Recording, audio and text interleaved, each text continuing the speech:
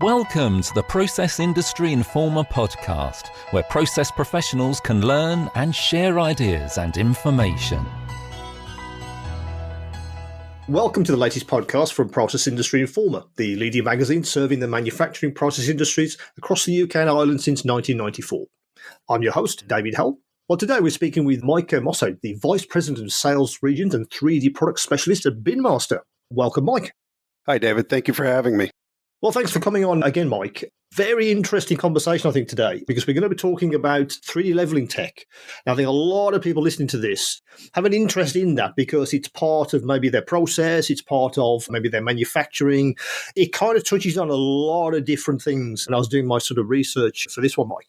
But maybe for those that aren't au fait with this technology, before we sort of get into our conversation sort of proper, maybe a little bit about that, maybe a little bit about what exactly is 3D leveling tech, I guess, from BinMaster's point of view.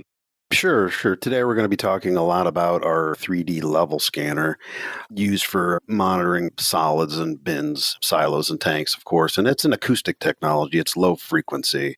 And that's key for a couple of different reasons. One, in the lower audible frequency range that it operates in, it casts a wide 70-degree beam over the material surface. Okay. And it's able to measure the time of flight of the returning echoes, which the time of flight is anything terribly new, but what is very new is the ability to determine the angle at which those echoes are returning to the sensor. Indeed. So it's able to map that material surface.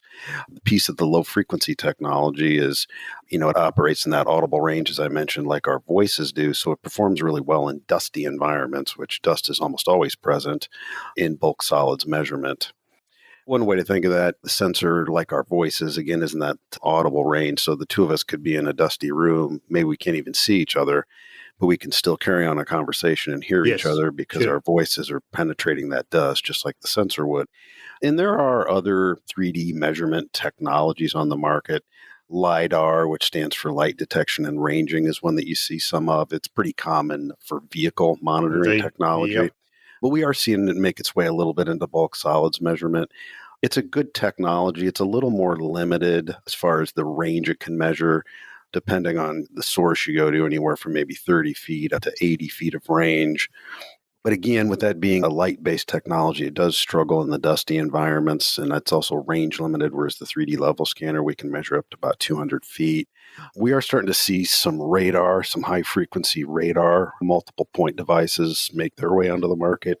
They're pretty new, so we don't have a great deal of feedback on the performance, but we'll certainly be watching that going forward, and that may play a role in determining where we go in the future as well. Yeah, I was looking at the tech before this conversation, and absolutely, I think switching to audio, it's just more flexibility, isn't it? Because, yeah, absolutely, you can do that with laser, with visible light and all the rest of it.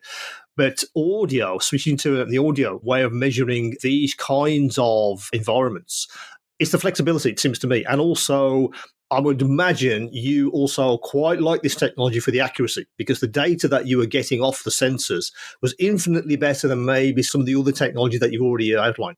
Yeah, that's a good point. The flexibility is a big part of it. You can cover a very wide range of applications. While like any technology, it certainly has those applications where it shines a little more and brings a little bit more value to the end user. But you're right, a great deal of flexibility.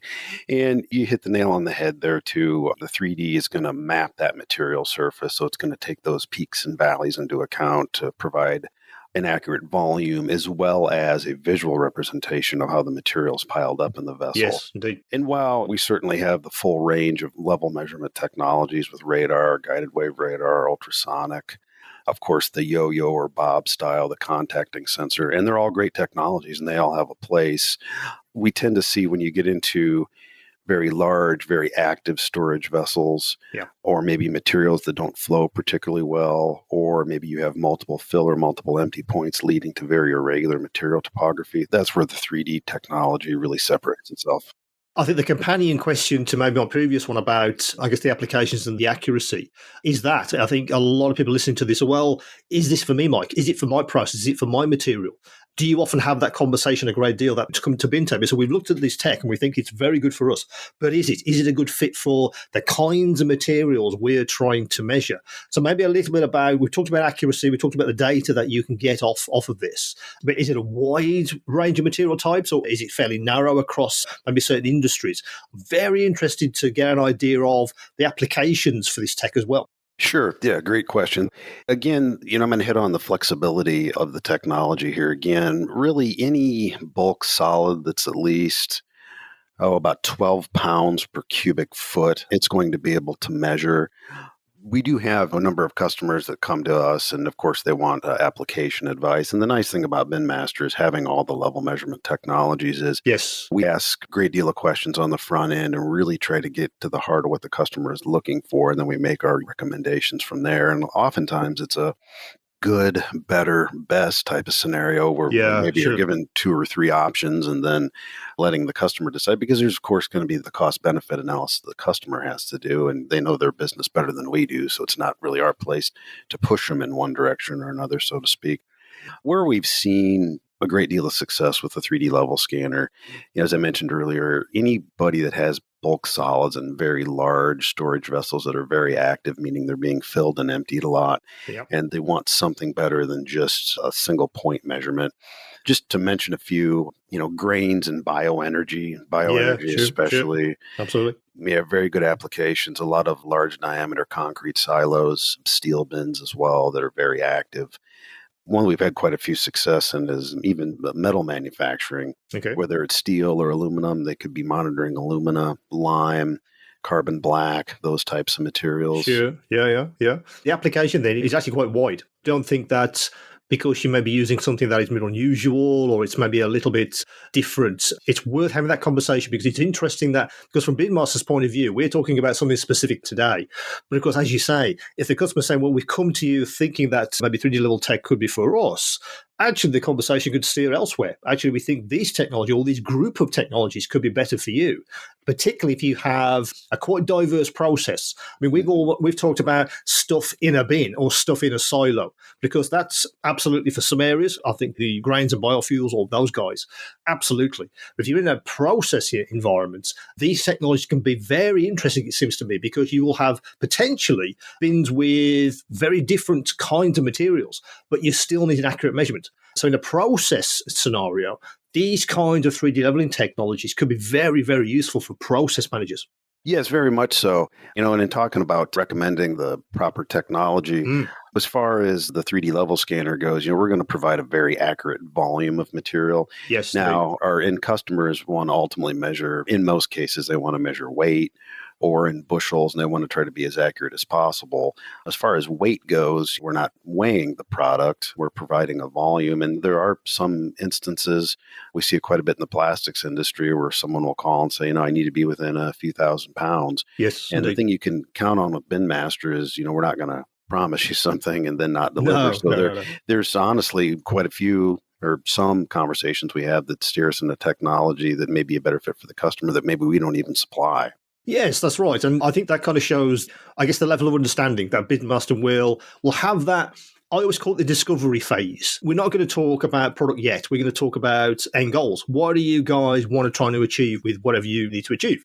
In this scenario, it happens to be measuring sort of solids in an environment. But to begin with, we will have lengthy conversations about your end goals. What are you trying to achieve? And is this technology a good fit? If it isn't, then we can suggest other things, which may obviously ultimately create a bespoke solution for you. But talking about solutions, of course, the technology we are talking about is actually something that you guys, I think you saw it in the marketplace and you immediately saw a massive opportunity. I think you took that on and now you're actually the exclusive worldwide product distributor for this particular technology. Is that an accurate description? Did you see this tech and thought, yeah, for us, that's a perfect complement for what we're trying to do for our customers? Yeah, we sure did. Again, even when we started with this product back in 2009, we had a pretty complete suite of level products here. Indeed. But there was certainly a need for something that was non-contact, no moving parts, worked well in a dusty environment, and then had the added benefit of the multiple point measurement and then the visualization of the material surface. And it was just such a natural fit with the markets that we were already playing in, most of which I've mentioned, but the grains and bioenergy, the metal manufacturing, and then also has somewhat of a role in the plastics industry as well. Yes, I think as you start to look at the actual technology itself, it opens more applications. I mean, I was thinking about, obviously, the obvious ones, and you already mentioned things like, what's a good example? Concrete manufacturers, for instance, those kind of guys. You have very dusty materials across their process. How do you measure that accurately, as you say, in very dusty environments? Well, you can absolutely do that with this technology. But again, the applications, they kind of present themselves. I was thinking about, plastics, absolutely. Do you guys get involved with maybe specialized industries? I'm thinking healthcare, those kind of guys. Yes, we do. And another one I neglected to mention was the wood industry, the wood biomass. Yeah. And that's one we haven't, we've seen quite a bit of growth here in the US, but maybe not what you would have in Europe or even some parts of Canada. But oftentimes the wood chips or wood shavings are stored in fairly large diameter bins. There's some moisture content generally. It doesn't flow particularly well. It's an ideal application for the multiple point measurement of the 3D level scanner. Yes, and another area I was thinking of was also waste management. Those guys, particularly metals or those kind of things where they're trying to get accurate measurements with, I think they guys fill up containers full of scrap metals or whatever, but they have to be processed before. How do you do that accurately? Well, this kind of 3D leveling technology seems to me to be ideal for that kind of thing because you are going to get, as you say, a 3D landscape which this technology can measure. Yeah, I'm sure. And that's an interesting application. Most of the metal manufacturing that we've been involved in is kind of on the other end of it. Like I said, with the carbon black, the lime, alumina, things like that. Yeah. That's an interesting idea. I'm sure we could lend some value there. Oh, there you go. I'll bill you later, Mike. Don't worry. The tech itself, of course, there is an aspect to it I think is interesting. Am I compressed this correctly? ATEX certified? Let's unpack that a little bit and why that's kind of important to understand how the 3D leveling technology works and why that certification is important. I'd like to get a little bit more detail on that if you could, Mike. Yeah, sure. So the technology has had the FM, Factory Mutual Hazardous Location approval for quite some time. It had ATEX approval, and then during the process of us becoming the exclusive supplier, the previous owner of the technology had let that ATEX lapse. So we did, as you mentioned, just get it recertified, which is going to be key for us in Europe. I mean, there's virtually all European countries require the ATEX hazardous location certification to do business. We've even seen it a little bit in Asia and in Latin America, primarily, I think, when you have a facility and maybe the parent company is a European country and they just extend that certification need to the other location. So we think it's certainly going to open up new markets for us again. Yeah, because I think regulation, of course, it's absolutely front and center for a lot of people. I imagine it's front and center for every one of your customer base. They are working potentially within regulated industries, or at least they have to pay attention to maybe certain aspects of their process. I guess I'm thinking health and safety is the obvious one. It's got to be given that you'll do that, particularly if you're looking at hazardous materials. And I don't mean that hazardous materials as in radioactive. I mean hazardous materials as in they are dust particles, so therefore there is a hazard there. So you guys, you think, well, it's certified. This technology can give you the data that you need to meet your regulation and to operate within tolerances of the whatever regulation you happen to be in your industry. I think that's a very important point to get across, that this tech helps you to get there. It's absolutely on your roadmap and on your journey to becoming a business which can manage these materials accurately and safely. I think that's a very important point to get across, that your tech can absolutely help you do that. Yeah, for sure. Any kind of level measurement technology, anything automated, of course, it's going to cut down on the need to climb up ladders and drop a tape measure, do a hand laser measurement. Can you believe people still do that? Well, it's still really common. We see it, I know. especially here in the U.S. Crazy. Quite a bit. There's a lot of parts of, just the world in general where certain times a year it's nearly impossible to get up on top of a vessel because of ice, snow, freezing rain, everything that can happen. So don't do that. Can be risky, absolutely. And as we have honed our message here over the years, that's one of the biggest things is just we want to stop you from climbing. We want you to have this real-time inventory at your fingertips, even when you're away from your plant with our cloud-based monitoring. With the pandemic and the rise of work from home or work from anywhere, it's just become that much more critical that managers, whether it's production, material managers, that they have that information at their fingertips, as well as the financial side of the business. Absolutely, of course. Ultimately, we want this technology to help us reduce costs and to make our systems and processes more accurate and infinitely more efficient. Let's talk about that a little bit. I guess the other side, of course, is we put this measurement technology in place. We can therefore do 3D measuring very accurately. How does that connect, I guess, to the back end? We're generating this data. Do your systems play well with, I guess, systems which process managers would understand? It can connect to their dashboards. Yes, it's absolutely cloud-based, so you can monitor this from your phone remotely if you need to, etc. All of these elements seem to be in the mix for process managers, absolutely, particularly when they're looking for new tech, or at least technology they'd like to maybe experiment or put onto their plant. So maybe a little bit about how your systems maybe interface with the data side, with the back end. Yeah, sure. One nice thing about the 3D technology is it comes standard with both RS-485 Modbus and 4 to 20 analog output. So it's very common that we'll tie into a PLC, DCS, HMI, in addition to the 3D multivision software that will show the data as well as the 3D representation. And then, as I mentioned earlier, the cloud-based monitoring, where we're taking the measurements either over the network or from the 4 to 20 analog signal and pushing that data to the cloud so that there is 24/7 access. And additionally, there are other automated systems out there that can use an API call to actually pull that data from our cloud-based monitoring. So there's all kinds of ways to get that data where and when you need it. Yes, because I think plant operators particularly, they're absolutely moving quite rapidly towards Industry 4.0 and what that means, the industrial Internet of Things, all of these technologies. It's got a heady mix of new technology they can put onto their plant, particularly sensor technology like this. And I guess what they're trying to do is not do root and branch replacements, if they could avoid that. A lot of them have to because they're in legacy industries, their plant is quite old.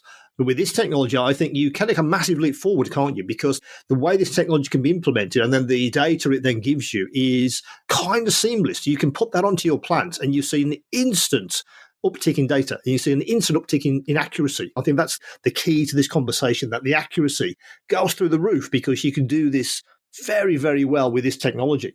But do you see a lot with your conversations you're having, Mike, that's kind of what they're trying to do? Plant in particular, process in particular, they're looking to augment the systems that they have to increase that accuracy. Let's get that data because we know we need to be a database business. How do we do that?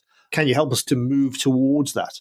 So is that really what it's about? Is it about implementing these kinds of technologies very easily, very quickly? Because every business wants to be agile, don't they? Yeah, it certainly is. It's interesting. We have the conversation, regularly around the office that we used to think of ourselves as a sensor company. Yeah. And at our core, that's essentially what we still are. But it's just interesting. We're becoming more of a data company. Now, of course, the sensor selection out the outset is critical to provide that data. But especially with the rise in the cloud-based monitoring, it's interesting evolution to see for sure. Yes, I think as we move forward, of course, these technologies don't exist in isolation. I mean, BinMaster, for instance, you have a suite of these things, really to meet any kind of application you would like. So do you think that's kind of where this kind of technology is going to evolve to? You'll have more conversations where maybe the 3D level measurement begins as a core technology, but you wrap it in other technologies. And then ultimately, the data becomes richer. And then you can start to look at things like proactive analytics, these kinds of things, because that's kind of what businesses want to do, don't they? They want to look at, let's measure whatever we are measuring today, but will the data then give us some information that we can then use for maybe process in the future? How is our plant going to move forward? Can we cut back on raw material because we can measure it more accurately? These kinds of things. Yeah, certainly. It's an interesting point about cutting back on the amount of raw material. And that's something we have certainly heard from our customers that now that we have a good, accurate reading of our bulk material, we're just not storing as much as we used to because we don't have the risk of running out. So we don't have as much cash tied up and we're just performing a little bit better financially as a business. Yeah, and certainly going forward, there are some predictive analytics available in our cloud-based monitoring, and we certainly see that will grow in the future. And where we go with that, I think, is really going to be driven by our customers. And we have a number of features in our cloud-based monitoring now that certainly weren't part of it when we developed it, but we actively solicit feedback from our customers and meet regularly to discuss that feedback. And they often come up with ideas certainly better than we do here because they just know their business inside and out and where their pain points are. Well, they're on the sharp end, aren't they? They see this day in, day out. I think the point with the technology is absolutely it evolves forward. Of course it does. It becomes more accurate and it diversifies over time. Are you kind of, I guess, moving towards that model where you're speaking to customers earlier in the process? Because I speak to a lot of process managers and, of course, people that are trying to sell them new tech. They go, well, that's fine, but how do I bolt that onto my process without having downtime of days or months? I don't need that. I mean, is BinMaster being invited, I guess, to the table much earlier these days? Let's look at the sensor technology we can put onto, in this case, emerging solids. Let's have that conversation very early, particularly if we're going to start to either create new process, new plant, or we are going to start making radical changes to existing plant. Let's have that conversation with BinMaster very early. Let's not try and retrofit this later. Let's put this actually into the plant as we build the site. Yeah, I think we are seeing involvement earlier in projects than maybe we have in the past. The other thing that's been interesting too is to see where that interest comes from. Yeah. Traditionally, as a plant manager, production manager, maintenance manager, maybe a plant engineer. And I think a lot of this is due to the rise of our cloud-based offering that we're hearing from information technology on the front end. And then I think more so even from accounting and finance, since for a lot of our customers, the most critical component is the raw material inventory. Isn't it interesting that if we had this conversation a few years ago, those people would not be around the table, would they? Yeah, finance would not be in the room. They just wouldn't. And maybe even the process manager would not be in the room. But today, they're all in the room, which is very interesting, that they all have absolutely a valid point of view and they can bring to the table their expertise. But more importantly, they can then look at a particular technology that maybe someone's brought to the table. As you say, it may not have even been the process guy. It might have been the finance guy, found BinMaster, which is an interesting evolution in how you get a customer to sort of knock on your door. I find that fascinating because as businesses have evolved, they've kind of understood that different roles have absolutely different perspectives, but they're all a valid view. Let's get these people in the room, and the end result is infinitely a better plan for the business. Yeah, for sure. In IT, accounting, finance, traditionally they would have been involved in the process most of the time, but it would have been much later, as you said, whereas we're seeing more interest generated at the outset in those departments. And, it has an impact on what our messaging is and who our targets are for generating interest in our technology. So it's been a fun evolution to be a part of. Yeah, I think the way the tech is moving, it's astonishingly quick, absolutely. But every business is trying to do that. They're trying to innovate at speed because they kind of saw that. Particularly, they came off the pandemic. They said we need to be very, very agile in our sector, etc. From your point of view, Mike, is that an absolute that the kind of conversations, the businesses you were speaking to, the kind of work you were doing for businesses is very different pre and post pandemic? We're in a very different world than we used to be. Things are much quicker. Let's look at reducing costs, absolutely. Let's try and do a lot more with less technology if we can. These kind of conversations, is that an absolute truism for you? Have you seen a shift in the marketplace pre and sort of post-COVID? Yeah, we sure have. Yeah, I think one of the biggest factors is just the shortage of labor that that's a good point. Nearly all countries are experiencing right now. Yeah, they have to be able to do more with less manpower. And that's, again, where having an automated system as opposed to having more of a manual operation of climbing up and dropping tape measures and things like that. And then just this ability, and we've seen a little bit of more of a return to the office, not as much work from home or work from anywhere. I do think that we were having great success with cloud-based monitoring pre-pandemic, but the pandemic certainly heightened the demand for 24/7 monitoring from your couch or poolside or wherever you might be. So wherever you happen to be, yes. Are you also having lots of conversations about, I guess, more automation? Now, I don't mean robotics. I don't mean robots taking over our jobs. I just mean the idea that we can absolutely do more with less if we can automate as much of the systems as possible. Now, again, you're right. That's coming clearly off the back of the labor issue and the lack of skills. If we can automate this stuff with technology, then we don't have an issue with recruitment anymore. But there's a level there. You have to have a balance, it seems. Are you kind of either moving the company or having those conversations more and more where absolutely the customer base is talking, can we do more automation? Anything that we can try and do automatically will hopefully save us time and money and get us around the labor issue. If we can't find skilled people to do this, can we do this with technology? Yeah, certainly we're seeing more of a push towards automation, primarily because of that labor issue. Another piece of that, as far as the labor issue goes, it seems as if installation costs for equipment just continue to go up. Yeah.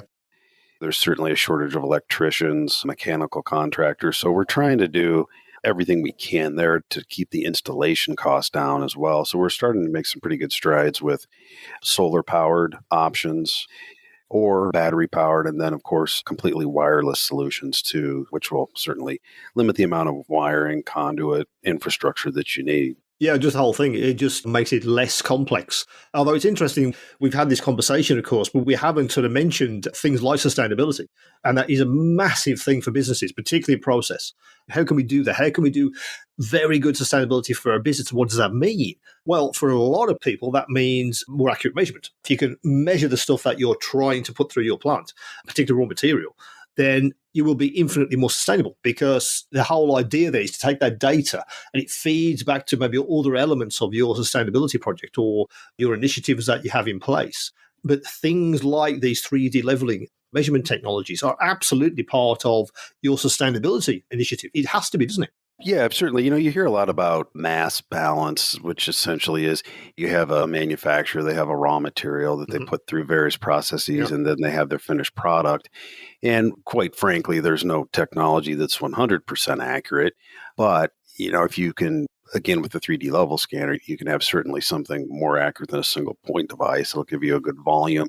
It's just another really good set of data to start with as you're looking at your process and trying to bring things into balance. I think that's right. I think it's one of those things that you put into your strategy, but the payback it could potentially be massive because of the accuracy and I guess how it can really influence other elements of your business. I think that's the point, that if you put this technology in place, it's part of your strategy. It has to be in there for certain aspects of your process, of course. But long term, that's where the payback happens. As we've already said, better sustainability. You can look for less raw material, etc. Your plant is more accurate. There's less downtime. All of these elements kind of come together, which I think is very interesting. Yeah, they sure do. And again, talking about the labor piece, I think the automation certainly can free those people up for more value-added tasks that are going to result in better performance overall for the company. Yes, and don't send them up ladders. Just don't do that. No, that's not their job anymore. Let's not do that. I'd like to, close with, what's next? I mean, this technology is in place. Absolutely. You guys are sort of developing that. Anything you can tell us, what's next? How do you feel the 3D level measurements for bulk materials, particularly?